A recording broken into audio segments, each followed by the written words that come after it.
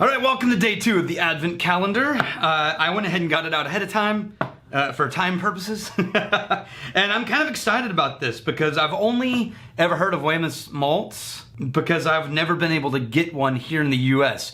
And essentially, the closest thing I have to it is the Single Malt Whiskey Society, where they do a bottling of something, but instead of giving you the distillery, or Highland or whatever, they named the bottle after the flavor of what's in the bottle. So like I have a Single Malt Whiskey Society bottling over here, and it's called Muted Hebridean Smoke. And that's all it tells you about what's in the bottle. I mean, it gives you cask and all that kind of information, but not the distillery, right? And Wemyss Malts, they do a similar thing as far as I can figure, which is they are sourcing whiskeys and then doing specialty releases. This one is specifically a blended malt, so more like Compass Box. It's multiple distilleries, and they call it Wooden Chest. And I'm kind of excited about this. Ooh, okay. So there's something in there immediately. We're still living in that slightly floral, bright and shiny, but there is a, man, power of suggestion is amazing, isn't it? There is I would say an oakiness to the nose, but it's dry. It's not all that spicy. Okay, it's starting to smell slightly musty, like damp earth or tree bark. But there's no heavy phenols of like smoky, not that. Just woods, it's deep and rich. So as I get past the initial brightness of, I'm guessing the cask strength, because, oh no, it's only 46. So this is 46% alcohol, but my initial response was all brightness and shiny. But now, 5 or 6 smells in, I'm finding some rounder, darker notes in there.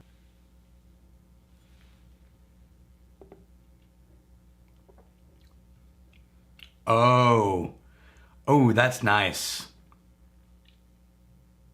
Oh, that's way more up my alley. It's woody.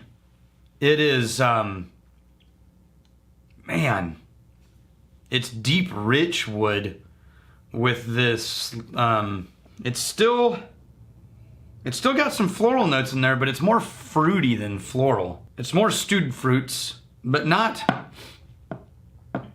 dark, not like plums or things like that. It's more, wow, there's almost a banana note in the back there. But it's too vanilla and caramel. Wow, that taste is unexpected because the notes of the nose, it's a light wood mustiness, and but then you take a sip and it's just deep, rich wood notes.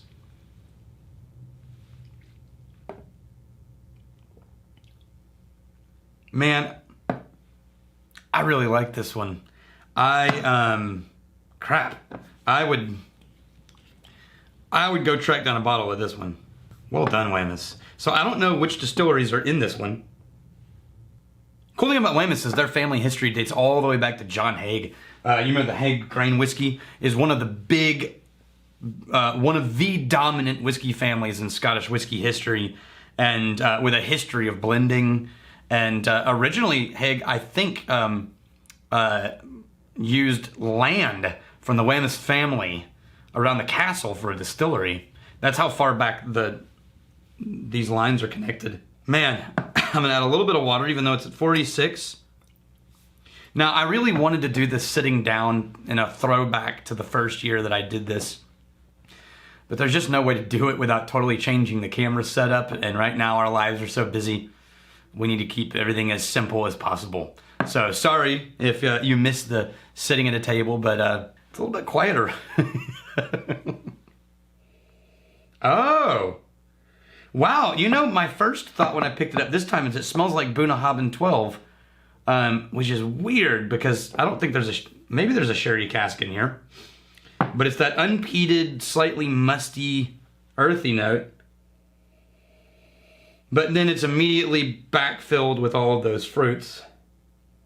Yeah, and the taste just went pure vanilla and no complexity. Keep that one at 46.